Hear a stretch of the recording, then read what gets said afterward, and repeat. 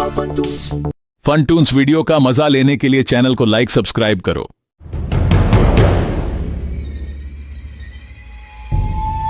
नीले आकाश के नीचे एक सुनसान जंगल में जंगल के जानवरों के लिए शांति और सुरक्षा का एहसास था।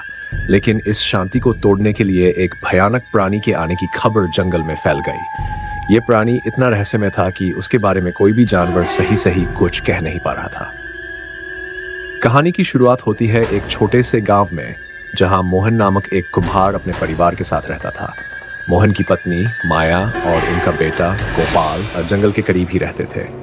मोहन का काम था सुंदर और अद्भुत बर्तन बनाना, और उसके बर्तन गांव में बहुत ही मशहूर थे। एक दिन मोहन ने जंगल की ओर एक बर्तन भेजा, जिसे उसने सोचा कि वहां के जानवरों को उपहार के रूप में देना चाहिए।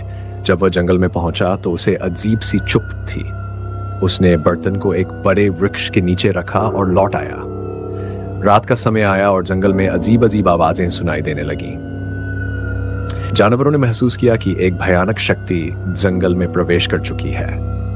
धीरे धीरे जानवरों ने महसूस किया कि यह शक्ति एक विशाल और डरावना प्राणी है, जो रात के समय अपनी उपस्थिति दर्ज कराता है।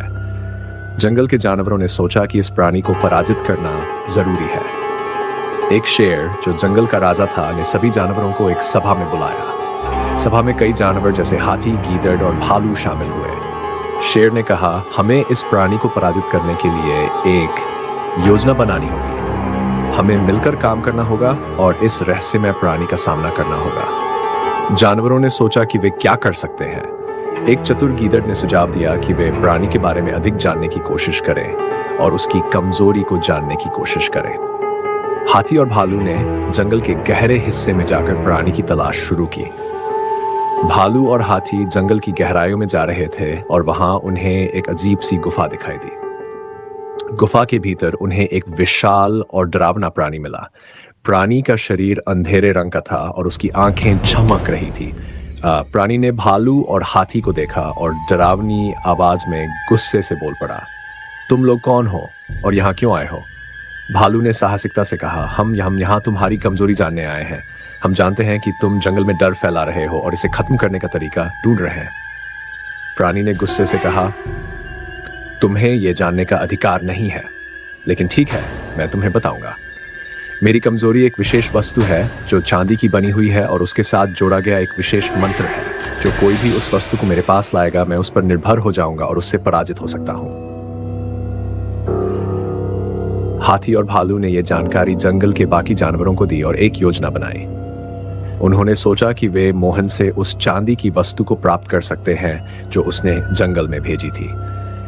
मोहन और माया को इस बारे में बताया गया और उन्होंने खुशी उस चांदी की वस्तु को जानवरों को देने का फैसला किया। मोहन ने चांदी की वस्तु और विशेष मंत्र को जंगल के जानवरों को सौंपा। जानवरों ने प्राणी को उस वस्तु के साथ जंगल के गहरे हिस्से में आमंत्रित किया।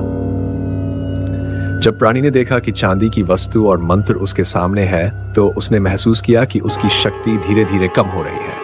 प्राणी ने अपना सारा बल लगाकर चांदी की वस्तु को नष्ट करने की कोशिश की, लेकिन मंत्र ने उसकी ताकत को पूरी तरह से समाप्त कर दिया। प्राणी की शक्ति खत्म हो गई और वह हार मान गया। जानवरों ने खुशी मनाई और उनको जंगल से बाहर निकाल दिया।